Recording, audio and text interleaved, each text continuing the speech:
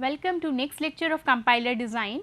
I am Dr. Parul Yadav, assistant professor at Department of Computer Science and Engineering in Institute of Engineering and Technology, Lucknow.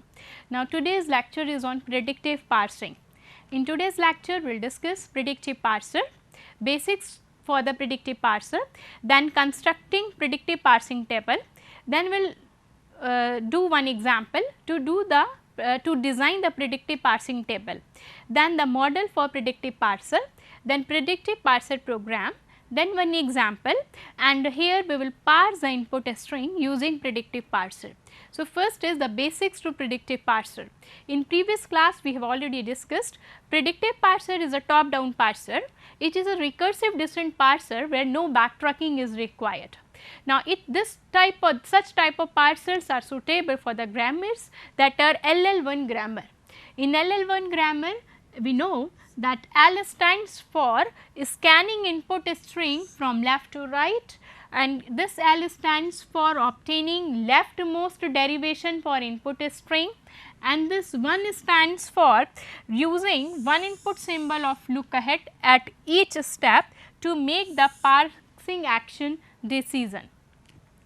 So, now we will see how to construct predictive parsing table. Now, suppose there is a production A to alpha. Now, for each production A to alpha of the grammar, we will repeat step 2 and 3. So, there is a grammar capital G and the grammar will have set of productions. Now, we will apply the step 2 and 3 for every production in the grammar. Now, first is step is production is A to alpha. Now, for each terminal A in first of alpha. So, here we will obtain first of right hand side, and in this for each terminal into it will add production A to alpha to M A comma A. What is M A comma A? Actually this is the parsing table, and the parsing table has this is two dimensional parsing table, and in this parsing table rows are marked with non-terminals like A, B, C, and rows are marked with non-terminals, and columns are labeled by terminals like A, B, C, D, like and so on. So, this M A comma B mean particular entry at this row and this particular cell. So, we will add for each terminal A in first of alpha, we will add production A to alpha at this index A comma A. Now, next is if epsilon is in first of alpha, then we will add A to alpha to M A comma B, where small b is a terminal in follow of A. So, if epsilon is lying in first of alpha, we will obtain follow of capital A, and the symbol, suppose this is B in follow of B, then for every symbol in follow of A, we will write this production at this particular index A comma B. If epsilon is in first of alpha and dollar is in follow of A, if dollar is in follow of A, then we will add A to alpha to M A comma dollar, and last is make each undefined entry of M error. So, this will be more clear to us when we will discuss this example.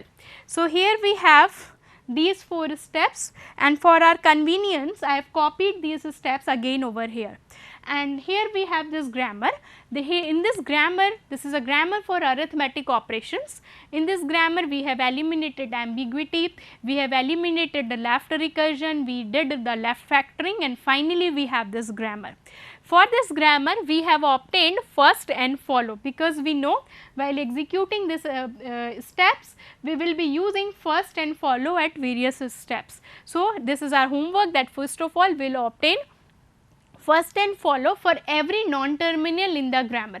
Now, we will construct the predictive parsing table.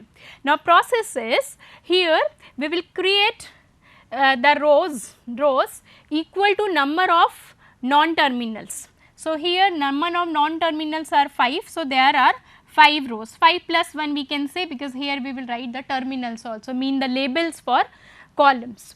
So, here I can write E, then E prime, T, T prime and F, all non-terminals. Now here here we will write all the terminals, So here the terminals are ID, and then plus ID plus multiplication, closing parenthesis and opening parenthesis, and last extra is for dollar. This is the end of the string. So when we do the parsing, we end every string with a dollar, the special symbol. So this is for dollar. So here we will create the column for every terminal, and here we will create the row for every non-terminal. Now we will look at the productions one by one, and we will apply these steps. Now first production is E to T E prime, E to T E prime. So E to T E prime, so for every production A to alpha, this is A and this is alpha, we will execute step 2 and 3. So what is step 2? In step 2, we will obtain first of alpha, right, first of alpha.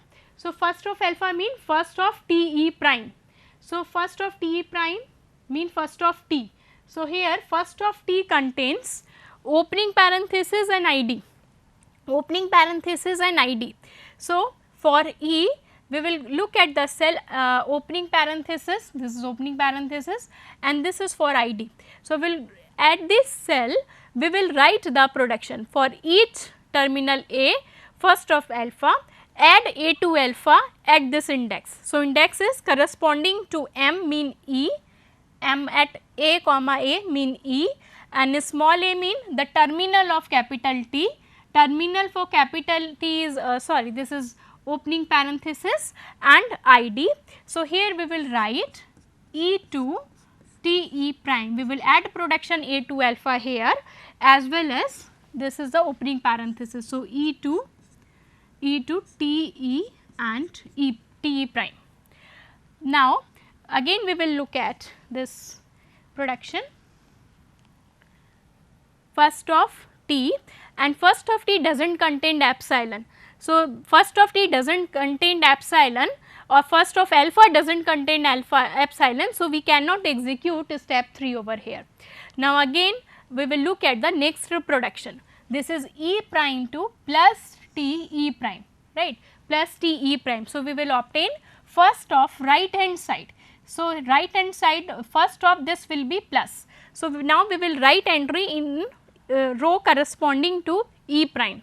So in this row, and which particular column should we select with respect to plus. So this is plus. Now so here we will write E prime to plus T E prime, plus T E prime. So this is all. Now next is E prime to null. So E prime to null. So if this is the case where we have first of alpha contains null, then we will obtain follow of E prime, and follow of E prime is closing parenthesis and dollar, and just look at this is the terminal, but this is not the terminal.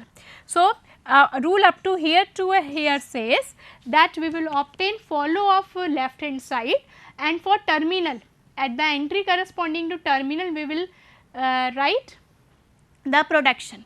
So here follow of this one, follow of E prime mean this closing parenthesis. So at this cell we will write E prime to null, E prime to null. Now next step is if epsilon in first of alpha and dollar is in follow of A, then we will add this production at this index A comma dollar. So here we can see that epsilon in first of this one, epsilon is in first of alpha and dollar is in first follow of E prime, then we will add this production at this index also, E prime comma dollar. This is table M. Now now we will look at the next row, and here we will obtain first of F T prime. So, first of f mean this opening parenthesis and id. So, at opening parenthesis and id we will write production T2 f T prime and opening parenthesis. So, this is opening parenthesis, that is T2 f T prime. So, this is all for this production. Now, next is this one T prime to this one. Now, T prime to multiplication. So, first of alpha is multiplication. So, here we will write production T prime to multiplication f T prime. Now, right hand side contains T prime to null. T prime to null mean we need to apply this rule. We will obtain follow of T prime. Follow of T prime is this one. So, at this index and this index plus and closing parenthesis, we will write T prime to null, and this is the closing parenthesis T prime to null, and the last rule mean if dollar is in follow of A, then we will add this production at this index also T prime to null. Now, this production f to opening parenthesis E and closing parenthesis, here first of alpha is opening parenthesis. So, here and at here we will write production f to opening parenthesis E and closing parenthesis, only one place is here.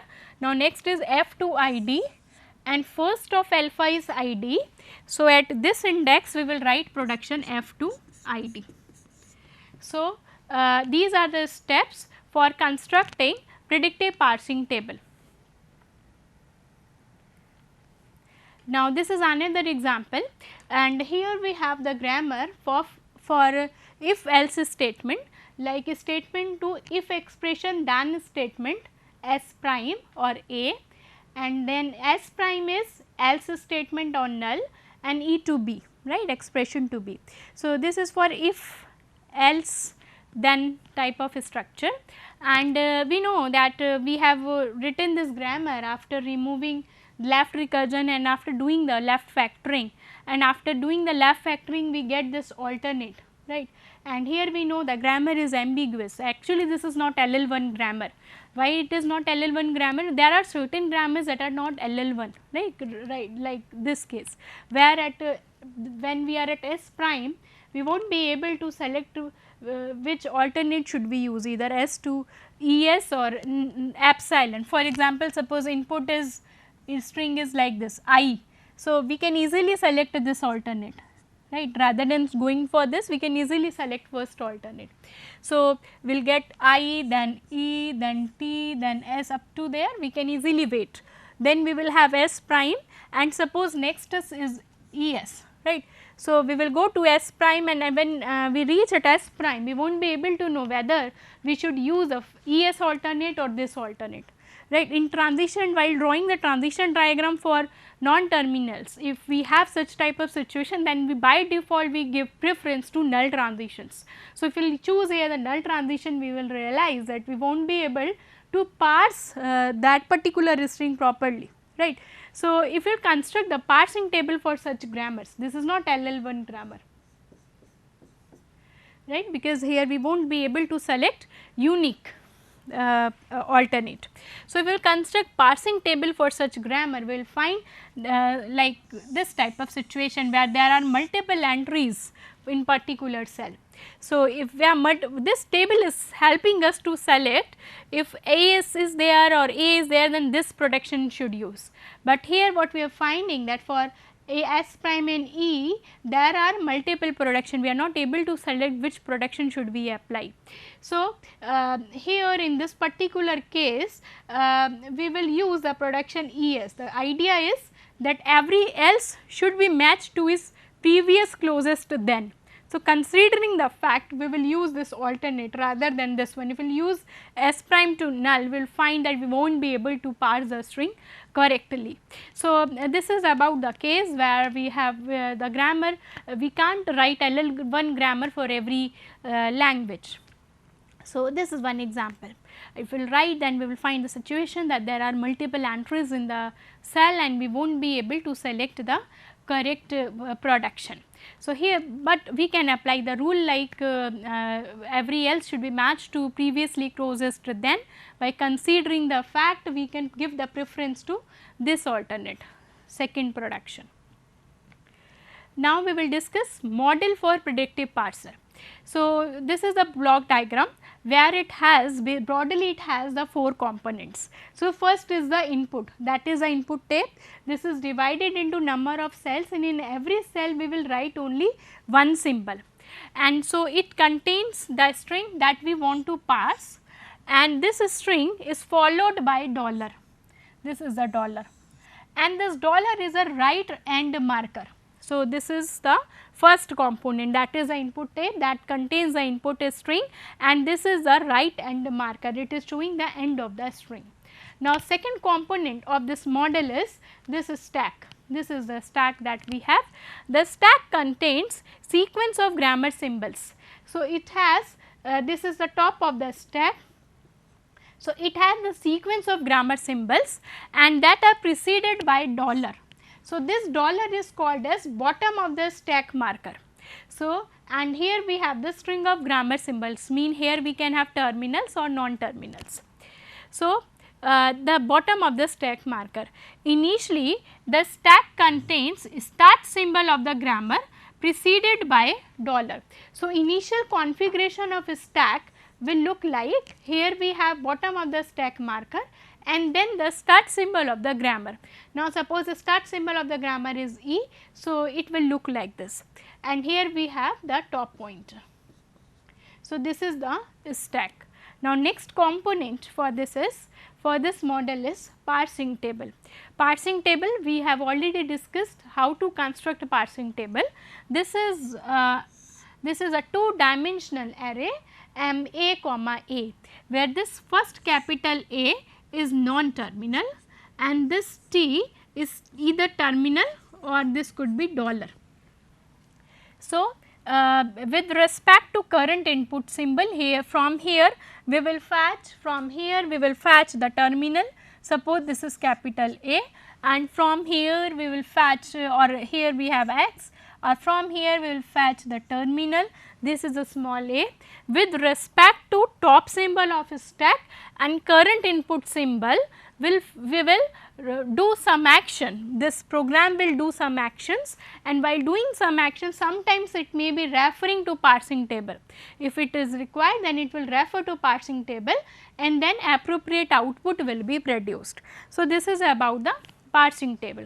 Now next is the most important thing is a predictive parsing program. This program is taking input from input, stack and the parsing table and doing the parsing and giving the output. Now see the possibilities. This is a stack, and suppose the top symbol of the stack is X and the current input symbol is a small a. Now what we will do, here we will take X, and suppose there are 3 cases with respect to X. Now if X is equal to A and it is equal to dollar, then parser will halt and it will announce successful completion of parsing. Now second, if X is equal to A but it is not equal to dollar, mean this is some terminal symbol. Here we will only have terminal but it is not equal to dollar. In that case we will pop the symbol from the stack. Now top of this will come over here, mean top will be top minus 1, it will point over here, and input pointer will advance one cell to right. Now input pointer will point to this cell. If X is a non-terminal, if it is non-terminal, and so this is X which is non-terminal and this is terminal, then we will look at the parsing table with respect, and we will look for the table entry corresponding to capital A and small a. Suppose this, it is this particular cell, and here there are 2 possibilities. What are the possibilities? Either we will have production over here or this could be empty cell. If we have production like X2 U V W, if we have the production, in this case we will use the production and we will pop capital X. We will pop capital X, and onto this stack we will push the right hand side of production in reverse order, mean U V W. So we will push here W, then V and then U, and now top will point to this cell. So we will refer the table. If it is equal to non-terminal, we will refer the table, we will go to the cell, we will get the production and we will perform action on stack. Now, second possibility, if we are referring the cell and that cell is empty, in that case there will be an error. Every empty cell in table is considered as error. In that case, parser will call an error recovery routine. Now, we will see one example to understand it. So, this is a grammar, and using first and follow we have constructed the predictive parsing table. Now, this table will help us to select a particular production for selecting the particular production for doing the parsing. Now, suppose in this table there are 3 columns, one is for stack, second for input string and third is for output. Here for our convenience, here we will just write the production that we have used, right. So, initial configuration of a stack is $ and capital E, where E is start symbol of the grammar and this is input string and $ is end marker for that string. Now, we will read the top of the stack, this is E and this is ID, E and ID. So, this is according to which case? The case E and ID, where this is a non-terminal. In case of non-terminal, we will look at the parsing table corresponding to E and ID. We will look at the parsing table, we are fetching a production E to T E prime. So, we will pop E, we will push right hand side in reverse order. So, here we will push onto the stack E prime and then T, E prime then T, and here we will have ID plus ID and $, and in output we will write the production that we have used. The production is E to T E prime. Now, next on top of the stack we have T and here we have ID. So, again T is non-terminal, we will go to the table, we will refer the cell with respect to T and ID, we have T to F T prime. So, we will pop this T and we will push here the right hand side in reverse order, that is T prime F, and here there will be no change, ID plus ID and $, and the output will be T to F T prime. Now, next is F and ID, again this is terminal, we will go to this table, production is F to ID, F to ID. So, it will be $, E prime, T prime, ID, this is ID plus ID and $, and here production will be F to ID. Now, next is ID and ID. So, again at top of the stack we have ID and this is again ID. Now, here we will apply the rule where both are equal but not equal to $. In this case what we do? In this case we pop this symbol from the stack. So, here we will get $, E prime and T prime, but and here we will advance input pointer one cell to right plus ID and $, and there will be no output. Now, next is T prime and plus, T prime and plus. So, we will go T prime and plus, this is T prime to null. T prime to null mean we will pop T prime, but we will push nothing, and here there will be no change plus ID $, and production is T prime to null. Now, next is E prime and plus, E prime and plus production is this one. So, here we will write, we will pop E prime, we will push right hand side in reverse order E prime, T and plus, then plus ID and $, right, and here the production that we have used is E prime 2 plus T E prime. Now, next is plus and plus. So, this is the case where we can do the matching. So, here the matching will be $ E prime T. So, we will pop this and we will advance input pointer one cell to right. Now, next is T to ID. So, here $ T E prime T to ID. So, production is T prime F, this is ID and $. So, here we will write T to f t prime. Now, this is f and id, again we will go f and id. So, we will get E prime t prime f and id, production is f to id. So, we will write here id and here we will write f to id. Now, next is id and id. So, simple, here we will pop id from the stack, we will advance input pointer, no change, no output will be there. Now, t prime to dollar, t prime to dollar, it means we will pop t prime, but we will push nothing and production will be t prime to null. Now, E prime to dollar, so E prime to dollar mean E prime to null is there. So, here we will pop E prime and here we will push nothing and there will be no change, that is E prime to null. Now, next is here we have dollar and here also we have dollar. So, this is the first case, that if x is equal to a and it is equal to dollar, then we will announce the successful completion of parsing. So, this is the method of doing the parsing.